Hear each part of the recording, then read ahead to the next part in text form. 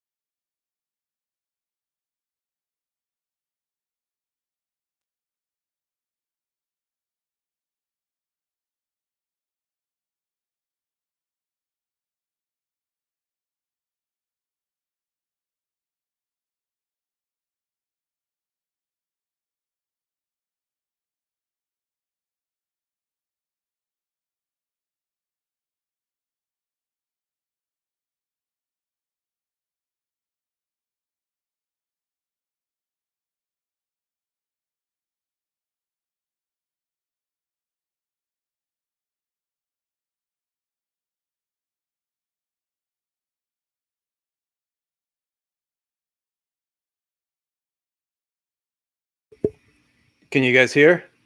Anybody?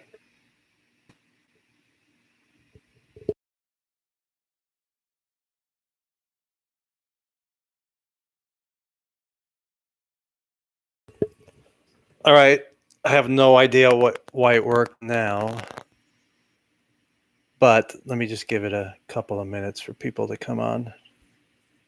Like 6, 7 people right now.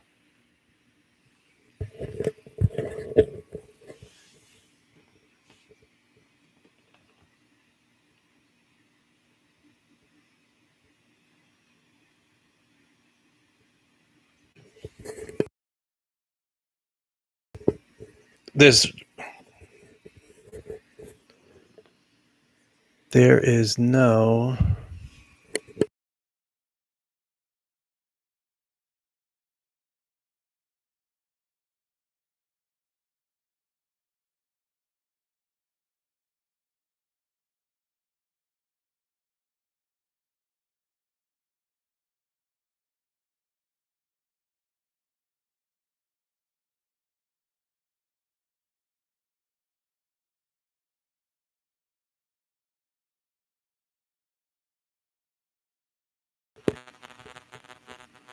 All right.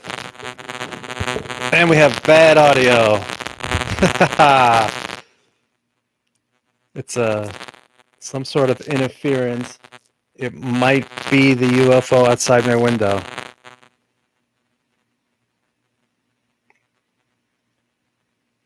You can still hear, right?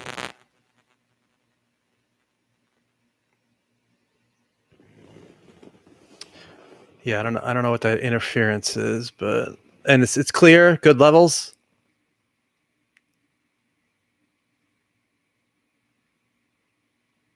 Good level, Chris. All right, I'm gonna mute this.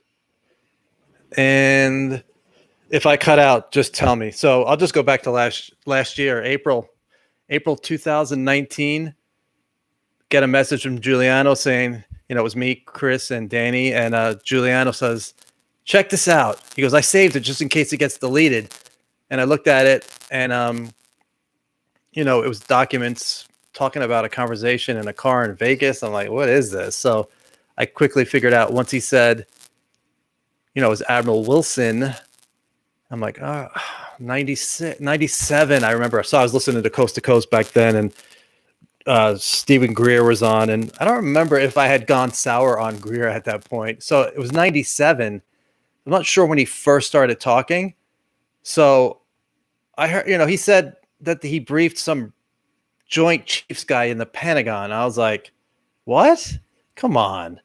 But, the way he was telling the story, I was like, all right, let me listen to this. And, and the guy, he told him, this is some information about UFOs. Here you go. Here are the files. And supposedly this person was like, I can't get access to this information, So I don't know what you're doing, and you're getting it, and I'm the Joint Chiefs J2, and I can't. And supposedly Joint Chiefs, they advise the president. They're pretty high up in the Pentagon, and he was saying to Greer that he could not get this information. So that was 97, and with him was his military advisor, Will Miller, Sixth Man to Walk on the Moon, Edgar Mitchell. Greer had his assistant, Sherry Adamiak, who later died of a really aggressive cancer.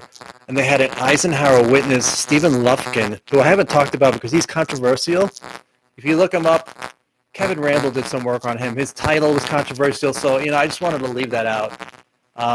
So that was April 10th.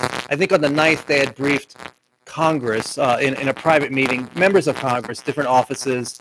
I think there was somebody from Al Gore, Vice President Al Gore's office. So that was it. And so he talked about it, and he went on to talk about it more. He wrote about it in his book in September 12th, 2001, the day after 9/11. He spoke about it in. You guys having problems with comments?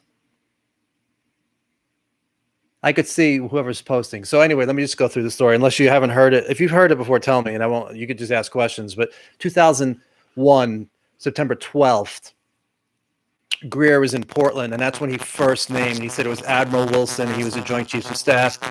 But I didn't know that until last year. I didn't follow every lecture Greer did. So my next step was year 2000. 2000, I go. My friend is hosting a public access show in Tampa, Malcolm, and UFOs and metaphysics. He's like, I have this guest coming on tonight, Will Miller. And I'm like, who's Will Miller? He's like, he's connected to Dr. Greer. My friend was a big Greer fan. I think at that point I had soured because I remember saying, yeah, not a big fan, but I'll check it out. So I did check it out, and he sounded really, solid. This guy's a commander and talking about briefing people in the Pentagon. And so afterwards I wrote him, and he became part of my Open Mind newsletter, which I started in, thanks, Red Panda. I started the newsletter in, I think it was around 99, something like that. And by 2000, I was working with the City of Tampa Television. I was 8 years into my television producer / director / camera / whatever. And I was just bored. I was like, I gotta get out of here. So I had my newsletter going, had 800 subscribers. But they were willing. I said, are you guys willing to pay $30 a month if I do this consistently? And they're like, yeah. I'm like, okay, if I get enough people, if I get 1,000 subscribers, that'll pay my bills. I'll be able to save some money. So I quit my job, 2 years short of my pension. And the next couple of months, I dropped the ball. I just didn't do it enough. So I met somebody from Norway, and my next plan was to move to Norway and live with her and gamble online playing blackjack to pay the bills. That was my plan. So I moved back to New York. I put all my stuff in storage, drove to New York, had a flight to Norway. It was July 2000. I think it was 2000. Might have been 2001, but around either 2000 or 2001. So I put my stuff in storage. Was about to head to Norway. A week before my flight, she emailed me. We had spoken on the phone a lot. She emailed me, said, "Hey, don't come. I met somebody else." So I was devastated. But I was back in New York, and I'm trying to figure out why am I telling you this? It's 2000. So anyway, yeah. So I get back at the television. I dropped the ball on the newsletter. I get back at the television. My first job is Maury Povich, disaster job. It was a nightmare job. They actually offered it to me full time, and I said, "There's no way can I work on this show. It's so you feel so dirty at the end of the day." Here's a specific example. I'm about to shoot this 5-year-old girl who was 200 pounds. She was on the show all the time, and one of the executive producers said, "This is what I want. I want you to get extreme shots of her fat, really tight shots, really exploitive stuff." So I said, I cannot do this anymore. So I left, went on to shoot Flying Games, one of the first reality shows. Did a lot of reality shows. And I went back. I moved to LA in 2007. You guys still okay, audio? You're losing it? Ay, ay, ay. Damn New World Order. Let's see.